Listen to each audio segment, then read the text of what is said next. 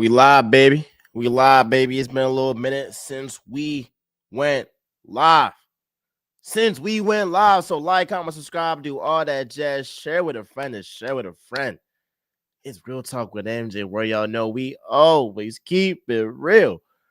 And it's funny, like, all year, I'm going to talk my stuff about my Eagles. Whether I'm at work, whether I'm at church, whether I don't know where at the family reunion, wherever the case may be, I'm going to talk my talk.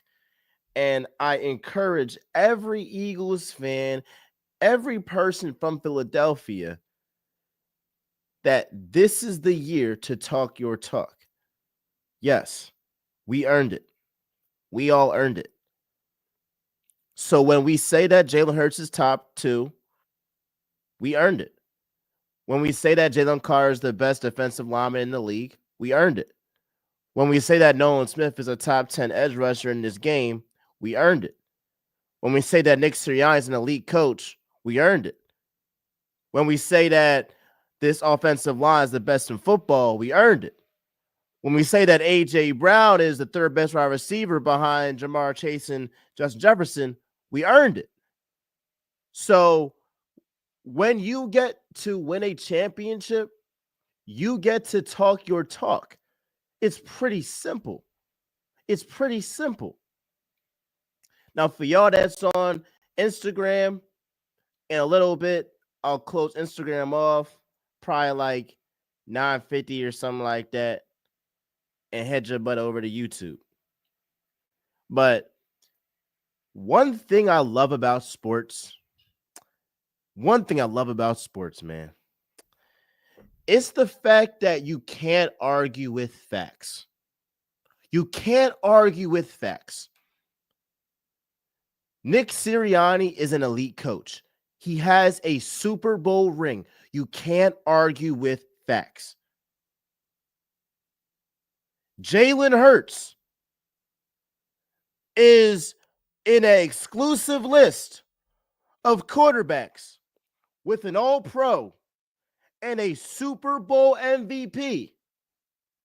This includes Steve Young, John Elway, Kurt Warner, Tom Brady, Peyton Manning, Aaron Rodgers, Drew Brees, Patrick Mahomes, and Jalen freaking Hurts. You might not like his methods. You might not like him. I love his methods, but you might not like his methods, but you gotta respect the results. You can't argue facts. You can't argue facts.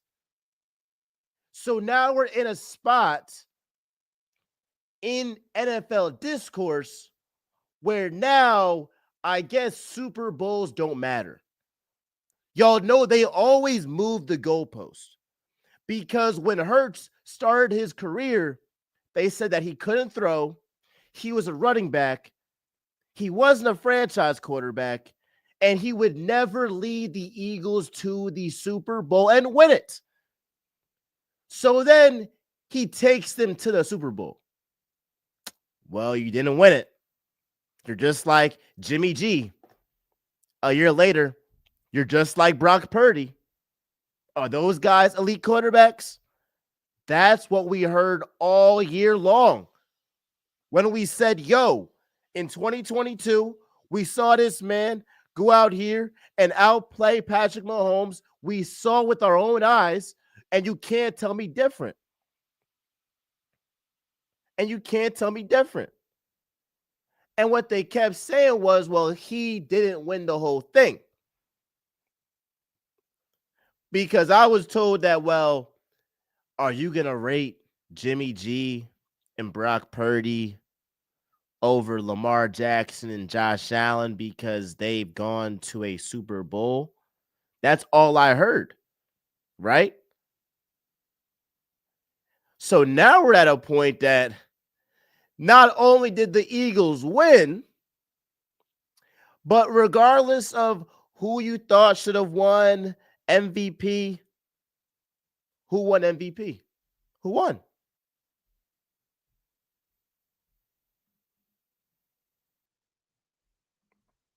Jalen Hurts. He won. Y'all on Instagram, we going straight to YouTube. Go on the link in bio. Go to the link on bio. Head over to YouTube. I appreciate y'all. I love y'all. Let's run it up. Appreciate all y'all that's on YouTube right now. And what happened? Hurts won Super Bowl MVP. That's what happened. So when you look at this list, you got to tip your cap and say that Hurts is an elite quarterback and is on path to be a Hall of Famer. I'm not going to drag it yet. I'm not going to drag it yet and say that he's a Hall of Famer right now. I ain't going to drag it yet. I think by NBA standards he would, but NFL, not yet. You gotta do. I mean, like if he retired today, is he a Hall of Famer? Yeah, he wouldn't make it now. But I definitely believe like he is on track to become a Hall of Famer. I 100% agree with that. So that's what it is, bro. You can't argue facts. That's the beauty of sports. You can't argue facts. They said that the Packers were going to beat the Eagles. The Eagles won. You can't argue facts. You said the Rams, Sean McVay, Matthew Stafford would come into Philly and beat the Eagles. The Eagles won. You can't argue facts. You said that the Commanders were the hottest team in football, and they had this rookie sensation that would come into Philly and beat the Eagles. You can't argue with facts. The Eagles freaking won. You cannot argue facts. Prior to the Super Bowl, you said that Vic Fangio was 0-8 against Patrick Mahomes. The Chiefs were favorites. You said that Jalen Hurts is not going to replicate what he did in 2022 against that Spags defense because Spags is, one of the best, if not the best defensive coordinator of all time, 4 championships, all this, all that. He's amazing. Hurts can't do that again. And then you see this man, 3 touchdowns, 70% completion percentage, a Super Bowl record, 72 rushing yards, and lead his team to the Super Bowl in a rout led by this defense as well that had a historic performance with Cooper DeJean and Josh Sweat and Jalen Carter, Milton Williams and Ajomo and Jalen Hunt. All these guys going crazy. You can't argue facts. So going back to the QB, like the whole notion that like QB wins aren't a stat really gets me so upset because you've never heard an accomplished Hall of Fame quarterback say it. I've never heard Tom Brady say that. I've never heard Peyton Manning say that. I've never heard quarterbacks that have won multiple championships say that. Patrick Mahomes, what did he say about Jalen Hurts? He said that he is a winner. But we then look at the opinions of backup quarterbacks that haven't done nothing in this league, and they're the ones saying QB wins aren't a stat. Well, clearly they aren't for you because you're a bum. Because you're a bum. That's why. That's why you say QB wins aren't a stat, because you have no wins to show for it. Better piss me off. Better piss me off.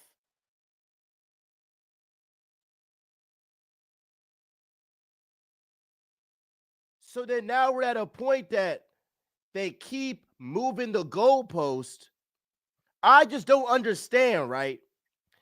If QB wins aren't a stat, if QB wins aren't a stat, bro, if Justin Herbert has 4 interceptions, a 40 passer rating, and like a 15 QBR, and he loses and is winless in the postseason, is that not a stat? Is that not a stat? If that's not a stat, why are we watching football? Why are we watching it? On the other side, if a guy in Hurts has over 290 total yards, a Super Bowl record in rushing yards, 3 touchdowns, and becomes the second quarterback in NFL history, along with Joe Montana, to have multiple 35-plus point Super Bowl games. Jalen Hurts joined Joe Montana having multiple 35-plus Super Bowl games. That's not a coincidence, bruh. That's not a coincidence. But they will tell us, why are you overrating Hurts? Why are you making this about him? QB wins aren't a stat. That's a cop-out because they are trying to cope with the fact that they have nothing to say. They have nothing to say. You can't argue facts.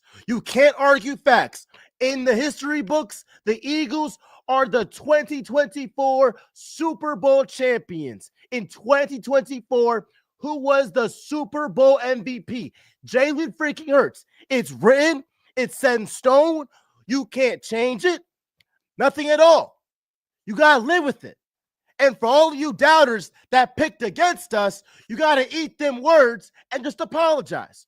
And so now I'm about to crash out because we're going to play. I stay for this. Share this with a friend because I might crash out when I hear this thing real quick. I'm about to play it. I'm going to play it.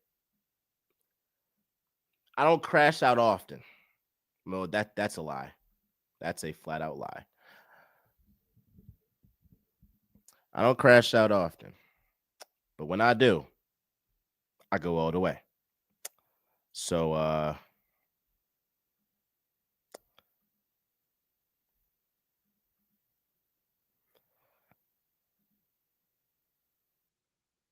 let's see this.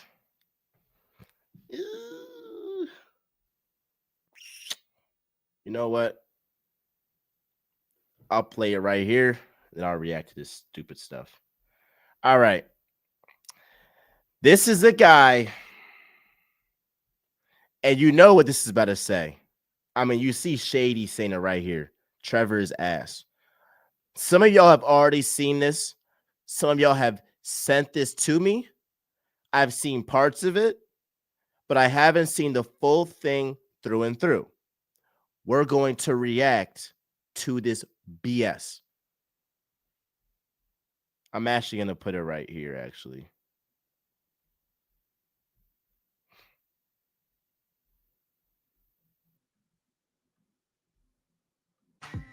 To me, that's easy. That's Jaden Daniels. And that's no slight of Jalen Hurts. I think Jaden Daniels is going to be special. Jaden Daniels had a phenomenal rookie season. A sensational rookie season. But it's literally rage bait to go out here and say you will pick a rookie over a Super Bowl MVP. It doesn't make sense. I have to see Jaden Daniels do this again. Like, I have to see this guy do this again to get the respect of, okay, this is what you are. And I think Jaden Daniels is going to be a hell of a quarterback, somebody that the Eagles are going to have to face twice a year for the next 10 years.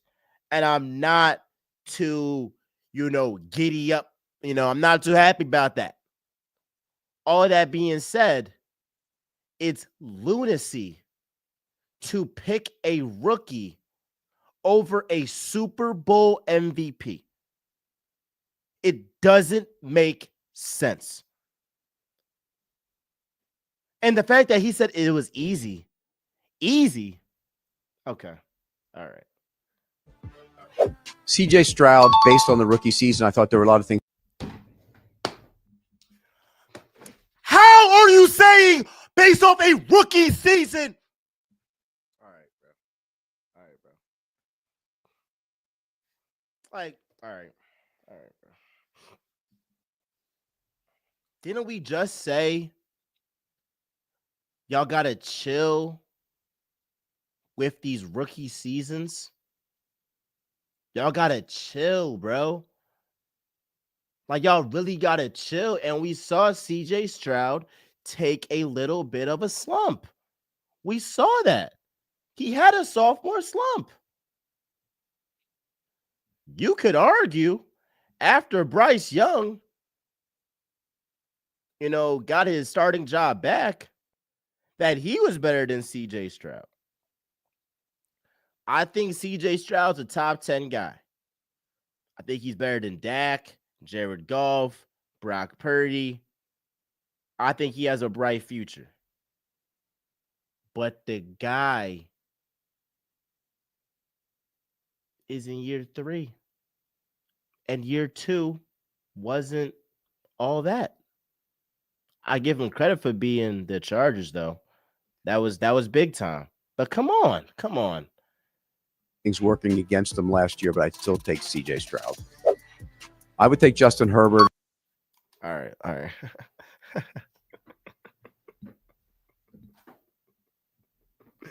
When I tell you Justin Herbert doesn't belong on the same sentence as Jalen Hurts. It's not comparable. It's not a discussion. There are levels to greatness. No. Justin Herbert should be compared to like Trevor Lawrence, Dak Prescott, Baker Mayfield, Jared Goff. That's his comp. And I don't care if you have all the talent in the world. If you don't put it on the football field when it's time to really shine, you're not nothing to me. I don't care if you're a September champion, a November champion. You have all these passing yards in the regular season. You have your worst games of your career in the biggest moments. You're not on Hurts level, and it's not frankly close.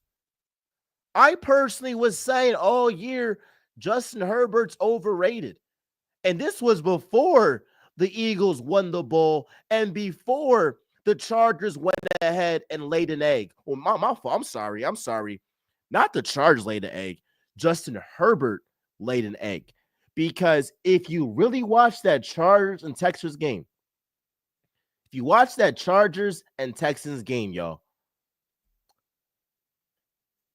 up until that third quarter, who was the MVP of that game? Derwin James. Derwin James was the MVP. But he got no help from his offense. Don't you ever compare Justin Herbert to Jalen Hurts again. And it goes back to what we've been saying with look, just because somebody does something the traditional way and somebody else does it an unconventional way doesn't mean the guy who does it the traditional way is better.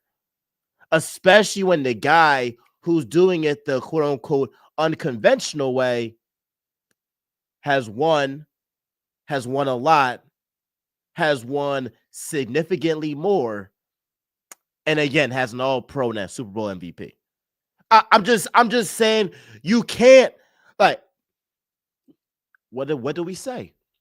You can't argue with facts. I think this is going to be a long video because I fear that this is going to get worse.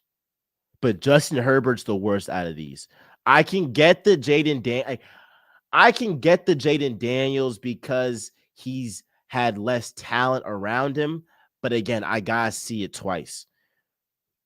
And CJ Stroud, he took a little bit of a slump. I got to see him, go ahead and really do something and go far in the playoffs. Like, what are we talking about? I'm big on Justin Herbert, but that's pretty close, to be honest with you. This one's really close. Can I call it even? How about calling it even? At this point, bro, if you say that Jalen Hurts and Trevor Lawrence are even, I really got to question if you're racist. I'm joking, but I'm being dead serious. Like, what's wrong with you? What's really wrong with you? Like, what the hell is wrong with you? I saw Trevor Lawrence against the Eagles this year throw a game-sealing interception to like his third-string running back. What the hell is wrong with you? And my boy N'Kobe Dean snatched that, John. He went ahead and snatched that, John, but he was like, "Are you trying to try me with a third-string running back?" What? Trevor Lawrence? Are we serious? Trevor Lawrence, I talked about how Jalen Hurts and Justin Herbert aren't in the same sentence. Jalen Hurts and Trevor Lawrence aren't in the same paragraph. Like when you say Jalen Hurts, you better indent and then return, indent again, and then say Trevor Lawrence's name. Like they don't belong in the same paragraph, bro. They are 6 sentences. I went to school. They are 6 sentences in a paragraph. If you have Jalen Hurts in one of those sentences, I better not see Trevor Lawrence in any of those 6 sentences. You better indent, press return twice, indent again, and start a new paragraph. We're not playing this BS today. I was about to cuss. We're not doing this. Even about that, because I think Jalen Hurts has made big improvement. I thought Trevor Lawrence went in the wrong direction last year. So his whole analysis is saying this big improvement from Jalen Hurts, Trevor Lawrence regressing. So how are they even? Bro, y'all be so freaking tied up in this like, oh, pocket passer, this stuff. This guy sucks. Trevor Lawrence sucks. I'm taking Jared Goff, Baker Mayfield, Justin Herbert, Brock Purdy for show, Dak Prescott, CJ Stroud, Jordan Love. It's a lot of guys. Obviously, Burrow, Allen, Mahomes, Hurts. That's already 11. You could argue Geno Smith. You could argue Kyler Murray. I'm trying to think like you could really. Trevor Lawrence might not be a top 15 quarterback in this league. What did Shady say? He's ass cheeks. call that even. I would take Jalen Hurts right now. I think. All right, here's my thing, bro. It's not consistent because by this guy's logic, if Caleb Williams, like if you would rather have Jalen Hurts than Caleb Williams, which I agree I would, then how the hell would you take Trevor Lawrence or make it even or all these other guys that are young? Jaden, I get Jaden Daniels more because he's shown more than Caleb. But you feel what I'm saying? Like this guy has been talking about potential basically over proven stats, proven wins, proven Super Bowl victories, proven a Super Bowl MVP. You're taking potential over all of that. But it stops with Caleb Williams. That was, supposedly the next generational quarterback. I don't know. It's not consistent, bro. It's not consistent. Caleb Williams has a chance to move past him, but right now, the way Jalen Hurts is playing, I would take Jalen Hurts. So I don't get that, bro. So how is it even with Trevor Lawrence? It's not even at all. If we're talking about what they're doing on the field right now, it's not close. So it's not even consistent, bro. Hurts. I would take Jalen Hurts. This is not even a question. If you would take Tua over Jalen Hurts, you need Like, you might have CTE.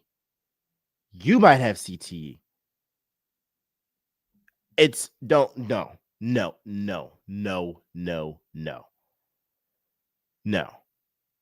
And it's funny, right?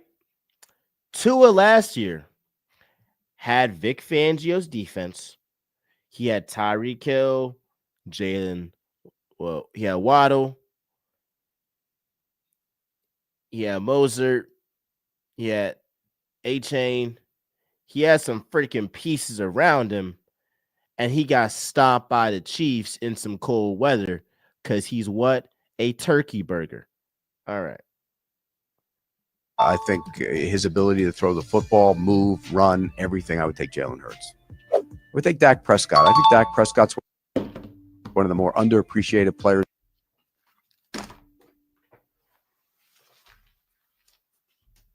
Are we actually serious today? Are we actually serious today? Are we actually?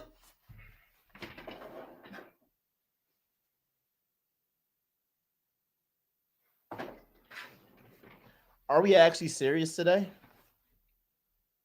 Are we actually serious today? Dak Prescott over Jalen Hurts? Are we serious?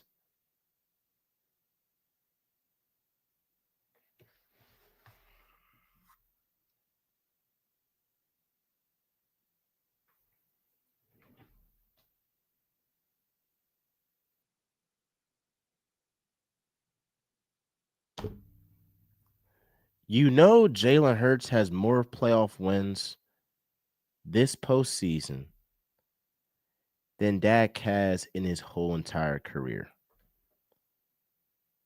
I bet you CeeDee Lamb, who had his breakout year at Oklahoma with Jalen Hurts, if it was up to him, a swap, Dak Prescott or Jalen Hurts, he's taking Jalen Hurts. You know, Micah Parsons, he wants to be an Eagle. He wants to be an Eagle. There is no way in hell I would ever take Dak Prescott over Jalen Hurts.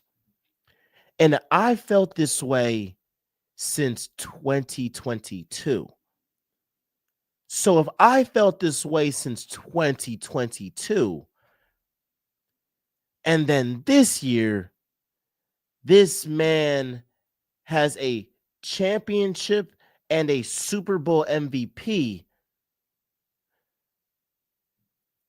it just proves my case even more. I mean, bro, do you realize Dak Prescott has 8 interceptions this year? Bro, Dak Prescott this year. Testing. Yep. Dak Prescott this year, y'all. He had 8 interceptions. 8 interceptions. So Hurts, he had 5 in the regular season. He had 1 in the postseason. So Jalen Hurts played a full season plus the postseason, won a Super Bowl, and he has 2 less interceptions than Dak Prescott. Let that sink in. And let's just see how many let's just see how many games Dak Prescott played this year. I believe it was 8, but let's just see real quick. Let's just see it. 1, 2, 3, 4, 5, 6, 7, 8.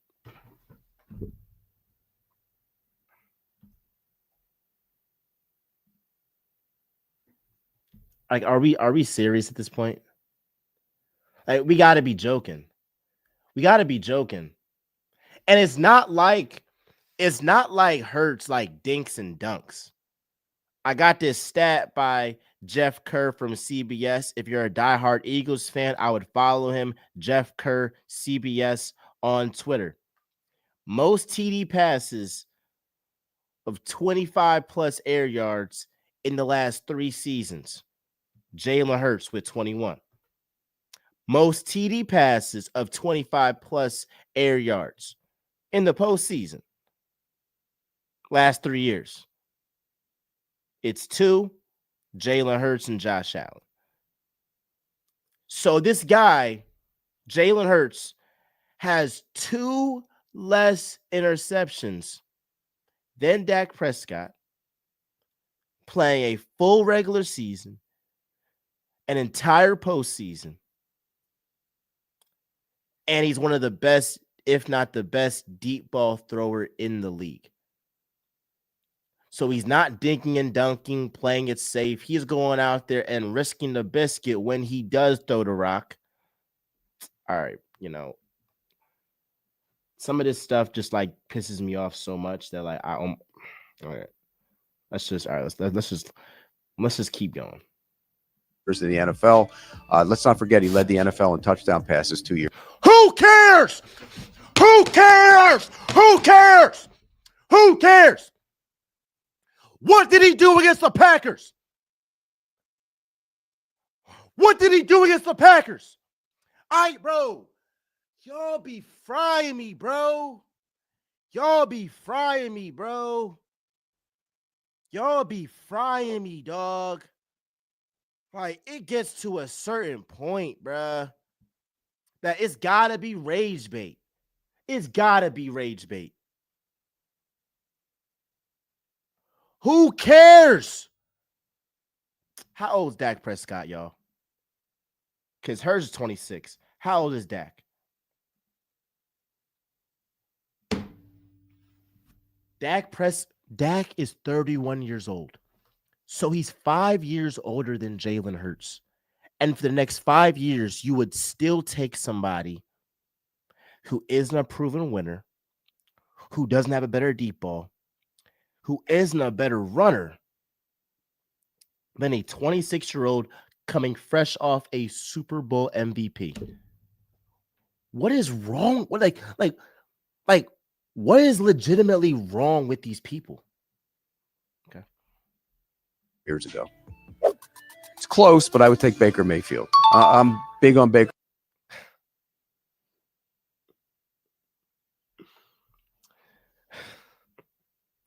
To be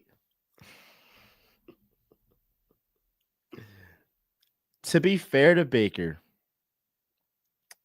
I think Baker's top 10. I think he's better than Herbert. I think he's better than Goff. I think he's better than Dak.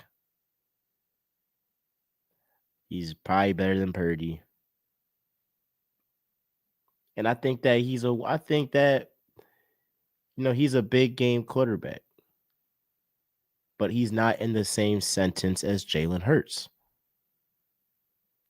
And the way that y'all talk about Jalen Hurts, a second-round pick, I want that same energy towards Baker Mayfield, who's the number 1 overall pick.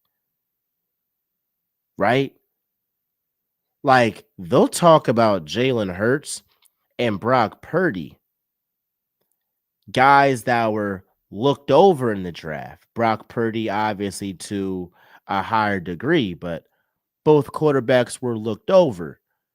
And they get more criticism than Baker Mayfield, who's on his 4th team, and he's the number 1 overall pick in the 2018 draft. Like, I'm trying to figure out how like Baker just is free of all criticism. I'm trying to just figure out how that happened, being a number 1 overall pick. Even Lamar Jackson, who was a late first rounder, he gets more criticism than Baker Mayfield, who's the number 1. Not talking about 2, 3. I think Sam Darnold should get more criticism because he was a top 3 pick and he was a bust for a top 3 pick. I'm sorry, he was. But I just don't, bro, what are we talking about? It's insane. Okay. Baker Mayfield, I thought he had a great year. And let's not forget, Baker Mayfield was pretty darn good with the Browns his rookie season. Got hurt. That's my thing, bro. And it's not to crap on Baker Mayfield. It really isn't. It's because I like Baker. But do y'all feel what I'm saying? They change the expectations depending on who they like. And that's my problem. I'm sorry. If you're a number 1 overall pick, and granted, the Browns are a poverty organization and they miscalculated the whole Deshaun Watson thing and they picked him over Baker Mayfield, and we obviously see that was the wrong decision. I'm not disagreeing with that. But if the team that drafted you first overall moves on from you, clearly you did not live up to number 1 overall pick expectations. That's just the facts. That's just pure facts. I ain't saying he a bum, but he did not live up to number 1 overall pick expectations. Like Joe Burrow, he has lived up to number 1 overall pick expectations. That's what he has done. That's what he has done. And the Bengals, who are poor ownership, like relative to owners, will never let him go as long as it's in their hands. But let's not revise history and be like, well, he was so good in Cleveland. Let's not act like everybody wasn't like the Browns made a good decision by getting to Deshaun Watson. That was clearly an upgrade. And it's not like Deshaun Watson was number 1 overall pick. I'm just saying, can we like just grade guys accordingly to where they were drafted? And let's not raise the expectations for guys that are drafted lower than number 1 overall picks. I'm just saying, even guys in Baker's own draft, like Lamar Jack, I'm just saying. Hurt, and then kind of has rejuvenated his career. So I take Baker Mayfield. That's what it is, bro.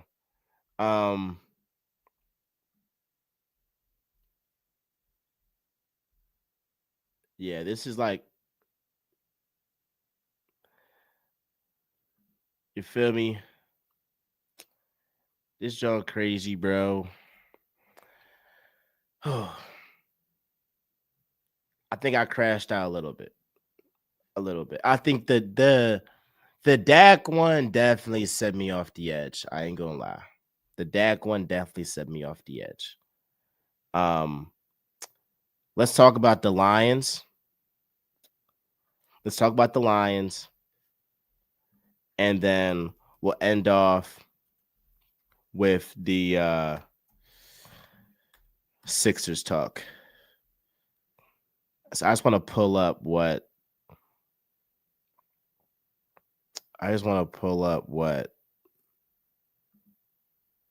Amon-Ra St. Brown said, bro.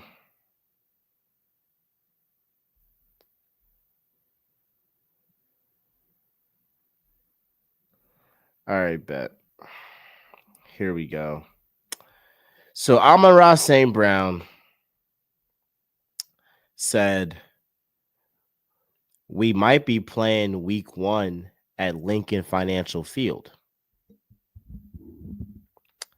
You would see with our healthy defense how that S word operates. He then says, we had hella injuries. Not an excuse. I'm just saying. Okay. All right.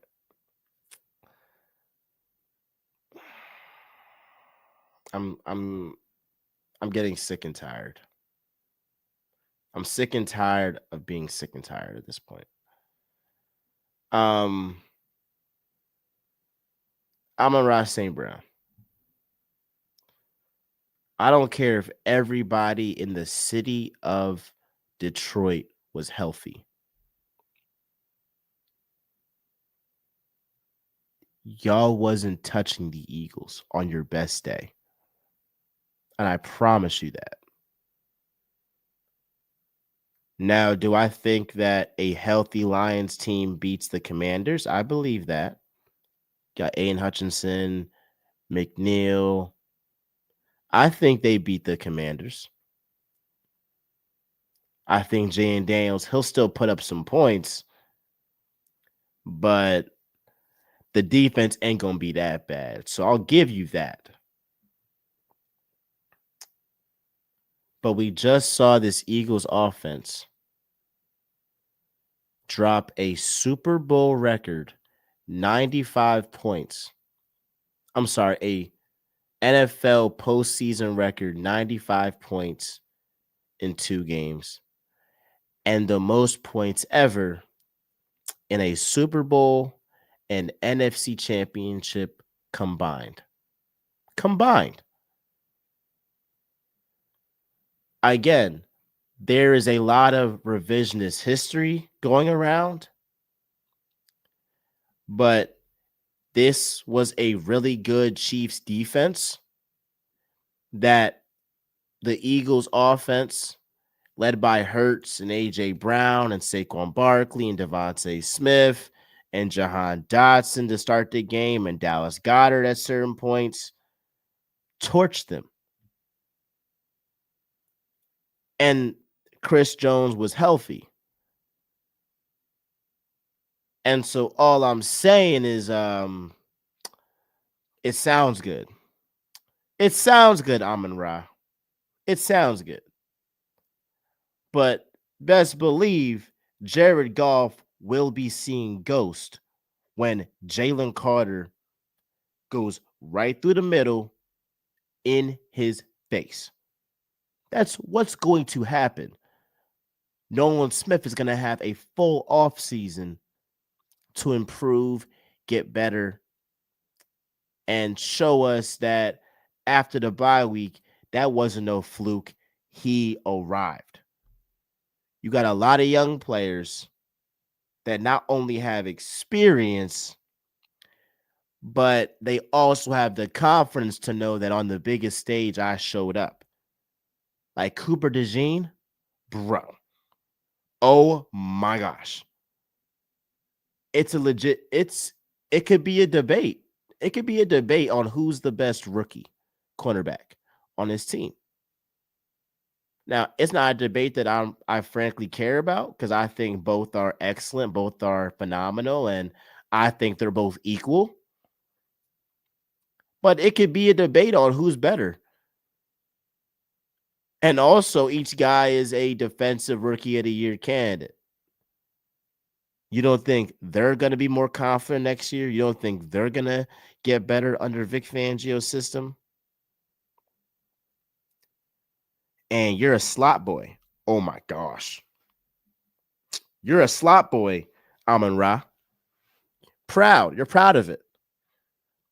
I've seen what Cooper DeJean did to Jamar Chase. Jamar Chase, Amon Ra. It's not much of a discussion. So best believe Cooper DeJean, he on that ass. He's on that ass. And my boy CJ, GJ, CJ, GJ. Yep. What they say is going to put belt to freaking ass.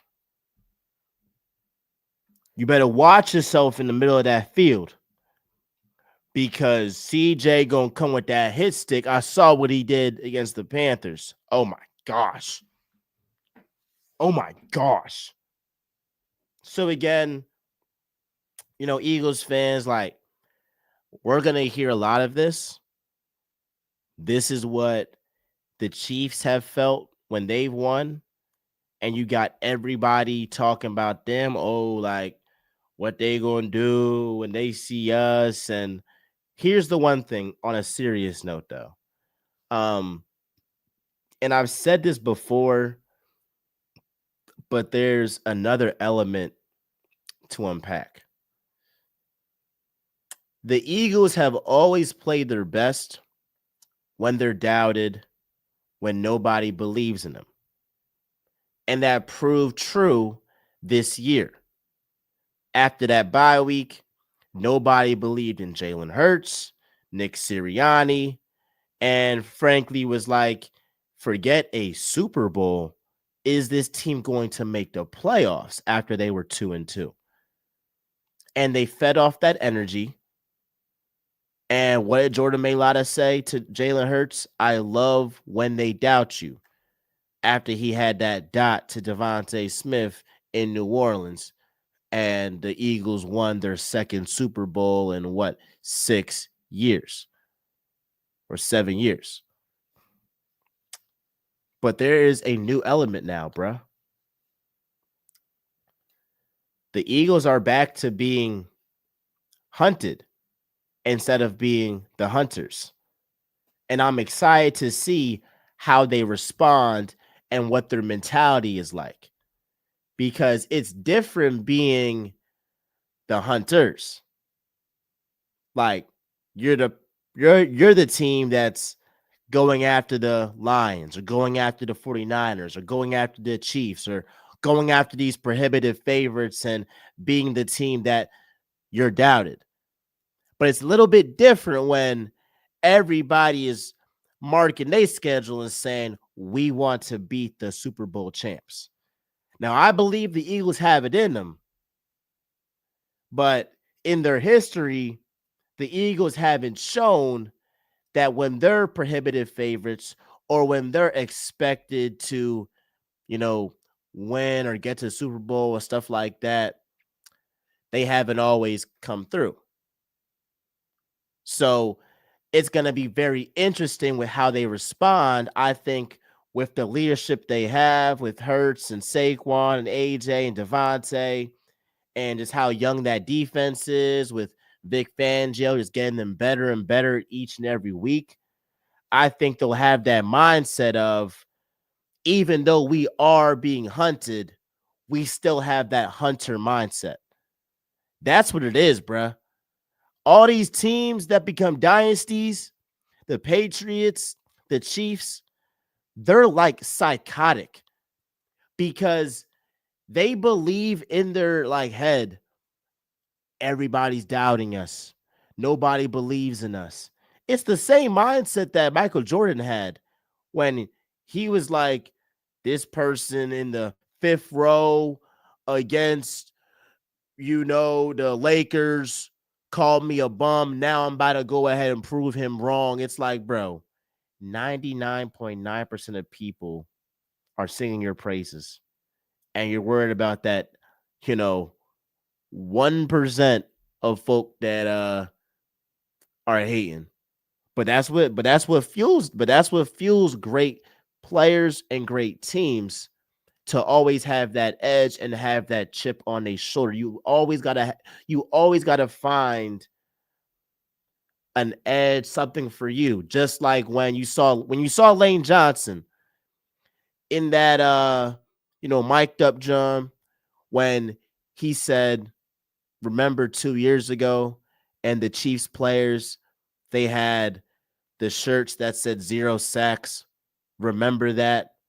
Inflict pain on them. And obviously the defensive line heard that. They felt that because they got 6 sacks without even blitzing one time. So clearly that helped them, and that was a chip on their shoulder. Or Milton Williams talking about how they were trying to file for a trademark and 3-peat. F that. That ain't happening. And so the Eagles are going to have to find different ways to get them to tick. Because it's cool now, celebrate.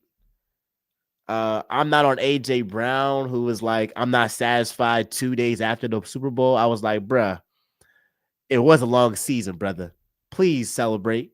Please, you know, please enjoy this time off for a little bit before you have to go to OTAs and all that stuff. But celebrate this time.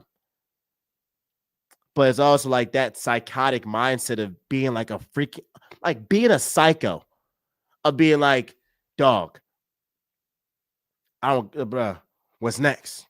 What's next? And that mindset in any career that you have, if you have the mindset of, I'm still the hunter, oh my gosh, you will never lose. You will never lose. You graduate college and you still got that hunter mindset. I'm still searching. You're not gonna lose. You got 1 million views on a video. I ain't satisfied. I'm still hunting. I want 10 million views. You're not gonna lose. You just got your master's. I'm looking for my doctorate. You're still hunting. It's a mindset, bro. That's why I love when AJ Brown said what he said at the same time, because I was like, oh, this guy's like a psycho, like, and a good psych, like in a good way. Like, it's a great mindset to have, bro. Great mindset to have. Let's end this with the Sixers talk. Paul freaking George has been such a disappointment. And we knew this would happen. And it hurts more the fact that James Harden is balling for the Clippers. They're 8 games above 500. And he is showing, yo, what's it called? I am the system. I am the system. That's what he's showing. And so I was at the Nets game, Nets versus Sixers, and I saw a guy in Paul George that, just like he said, had no burst. I mean, he wasn't getting nobody off the dribble. Every shot was hard for him. He had a couple of dimes, but you never saw him insert himself offensively in the game and take over. I saw more of Kelly Oubre. I saw more of Grimes out here inserting themselves in the game offensively than Paul George, but this is very on brand for the Sixers to get an aging superstar that is well beyond his prime. That is very on brand for the Sixers. Now, I think Daryl Morey, frankly, isn't it. I think Daryl Morey is obsessed with star power. And a lot of times, because he's obsessed with star power, he's too lazy in actually filling out the roster with really good pieces, instead of going out here and be like, let me just get a James Harden. Let me go get a Paul George. And that star power, that will solve everything. Now, part of the reason why Daryl Morey is obsessed with star power is because he was the one that acquired Chris Paul and brought him to the Rockets. And I'll give him credit. That Rockets team had the best chance to defeat the KD Warriors. They had the best chance, and you could argue if Chris Paul didn't get injured in game 6, game 7, then the Rockets could have went ahead and won the championship in 2018, or at the very least gone to the finals. So that's why Daryl Morey, he has that fascination, that love for star power. But clearly, Paul George is on the worst contract in the NBA. And I also have to question the move, is because remember when Paul George and the Sixers were linked in the offseason, and the Sixers were waiting on whether or not the Clippers were going to give Paul George that extra year or not. And then we saw that Paul George basically like, I ain't going to Philly. I ain't interested. Then the Sixers were like, I ain't interested either. It was pretty funny because we knew that we knew the Sixers were interested, but it was kind of like a guy that gets rejected and then tells the girl, well, I want you anyway. You're salty. You're salty. And then when that girl went ahead and spun that block, when that girl spun that block, and when Paul George spun that block on the Sixers, they bent to their knees and said, what do you want, sir? Here's $200+ million. Please come here. And so I think the way that the Sixers acquired Paul George doomed him from the start, because it was so blatantly obvious that the guy is only coming to Philly and leaving his hometown in LA because of money. Because of money. I don't think it was because he loves Philly. He loves the cheesesteaks. I mean, why else would he be leaving the palm trees? And I love Philly, bruh. But why is he leaving palm trees to go out here to Philly? It's for money. It's for money. And so when it's so blatantly obvious that a player is going to your franchise for money, you're doomed. You're doomed. Because then they're more focused on the off-court stuff, on the podcast P stuff, on his brand outside, on improving his YouTube channel, just like I'm doing right now. But unfortunately, Paul George is showing us like he's not all the way in. Now, I'll be fair, bro, because I did hear a report that Paul George has had to get injections for each game, and that hyperextended knee kind of set him back. So I'll give him some grace in that aspect, right? And hopefully after this All-Star break, he gets some rest, even though he has been in and out of lineup and stuff. So I'm like, how much rest do you need? But regardless, it's his body. He knows best. So my hope is, well, at least Paul George will get some rest and show us some flashes after the All-Star break. That's my goal. That's what I hope to see right there. That's what I hope to see. But part of it is like the Sixers aren't doing anything this year. They're not winning no championship, and it's a small chance that they make the playoffs at this stage. You got to go ahead and tank. Shut Embiid down. Shut him down. Do it. Honestly, you got Joel Embiid locked in. You got Paul George locked in. So it's no point, if the reports are true, there's no point of giving Paul George injections before each game just to be a lottery team and potentially get your draft pick taken away from the OKC Thunder. It's like, why you push your body if you're in the playoffs and have an actual chance of winning the championship. You don't go out here and push your body to the limit and you're in the Cooper Flag sweepstakes. It don't make sense. It don't make sense. And so obviously I know it's not going to be great for Tyrese Maxey and, that mindset of like, hey, we losing, but I would shut him down too. I'm sorry. He was out against the Nets. I don't know what it is. Maybe he gets some rest, whatever the case. I know he's been carrying his team a lot. And, points wise, he's been going crazy. He got like 28 points per game and all that stuff. And, he's had some flashes. But we know that at Tyrese Maxey's core, he's a number 2. He ain't no number 1 as of yet. He might change that in some years, but he's a great number 2 at this stage of his career.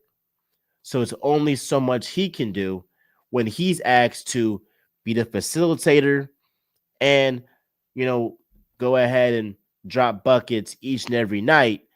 And his guy in Joel Embiid just ain't there. So if I was the Sixers, I wouldn't play Joel Embiid. It's no point. It's no point because the more you play him, the more that knee gets messed up. I was about to cuss. But the more that I was about to say effed up, but the more that you like play Joel Embiid, the more that knee deteriorates. And you put Joel Embiid in a position that you could be risking him for next year too. Now, y'all know where I'm still with Joel Embiid. I believe you should have never given him that contract extension, and you should have traded him a year after his MVP year. Honestly, because that's the time to go ahead and trade this guy that's getting up there in age, has had a bunch of injuries, and Father Time is undefeated. And so it gets to a point to where it's like, bruh, he's probably not going to be the same player he once was. So again, I like Quentin Grimes. I think he's a great addition, and he's shown some heart. As we end, bro, like, I gotta shout out Yabusele. I mean, he's been a guy that is putting up 50 and 40, 50% from the field, 40% from three. This guy, Yabusele, is playing like he ain't going back to France. Y'all ain't about to send me back there. I'm here in the NBA to stay. And he will have himself a career in the NBA after this season, and he will stay in the NBA, whether it's for the Sixers or another team. But this guy bet on himself and won. And I got to give the guy credit for doing that in a abysmal season. It has me thinking, bro, if Yabusele is doing this without a consistent Paul George, without a consistent Joel Embiid, imagine what he could do if these guys, by the grace of God, managed to be healthy. He would be a hell of a role player, which he already is right now. But you're talking about a championship level role player. For real. This guy has shown that, hey, I know that there's this, stigma, like there's this thing of, overseas players, they go crazy in the Olympics, and then the NBA, they, fall back to what they've always been in their careers. But Yabusele is showing, I bet on myself, and I'm not playing with y'all. And I really got to give him credit for what he's done this season and being one of the few Sixers this season to really show heart and really have that dog in him. Look at the Eagles. Those are some dogs. But I look at Yabusele, that's a freaking dog. That's a dog. But hey, bruh, my last point on it, bro, is like, I really don't care if the Sixers lose every game this season. The Eagles won. The Eagles won. And so if the Sixers season was a sacrifice for the Eagles to go ahead and win the Super Bowl, I'm fine with it. I'm fine with it. I know a bunch of y'all right now are fine with it too. It would hurt way more if the Eagles didn't get it done, and then and then we got to watch basketball, and we're seeing a Sixers team that is having one of the most disappointing seasons in franchise history. That would sting. Now we're fresh off the parade. We got basketball. It's All-Star weekend. After that, all right, the season's like the second half of the season or whatever. But it's kind of like, hey, we champions regardless. So it'd be nice if the Sixers win, but I ain't tripping. I ain't tripping. So again, I love y'all. I appreciate y'all. Real Talk with MJ, where y'all know we always keep it real. Like, comment, subscribe. All 50 y'all that's in here, man. I appreciate y'all. And Lamar over Hurts. Game for my life. Game for my life. I'm picking Jalen Hurts over Lamar Jackson. I'm sorry, I am. I do have one last thing. All right. Don't kill me for this. Don't kill me for this. I'm gonna pull up what I said. I'm gonna pull up what I said. It was kind of funny because like sometimes I get bored and I do say some stuff. Hold up, bro. Sometimes I do get bored and I do say some stuff.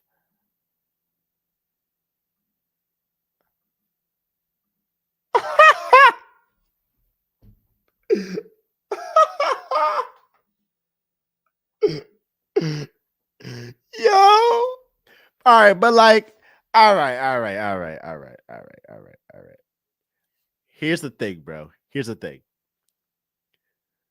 Am I taking Nick Foles over Josh Allen and Joe Burrow? No, I'm not doing that. But like, game for your life, though. Like game for your life. I would take Nick Foles over Lamar Jackson. Like game for my life up to this point. I saw Nick Foles have a postseason for the ages, light up the Vikings, light up a Bill Belichick defense as a underdog. I'm sorry. Game for my life. I've seen this guy, Nick Foles, give me joy. I've seen Nick Foles go out here and win the whole thing and win Super Bowl MVP. I saw that. With my boy Lamar Jackson, I haven't seen him play at his apex in the biggest moments, in the biggest games. Justin Herbert ain't a question. Not even a question. Not even a question. Yeah, so I think the only guys I would take over Foles game for my life would be Burrow, Allen, Hurts, Mahomes, Stafford. Outside of that, bro, I got Foles. I got Foles.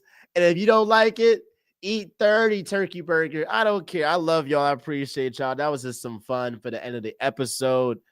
Hey, man, we're talking MJ where y'all know we always keep it real.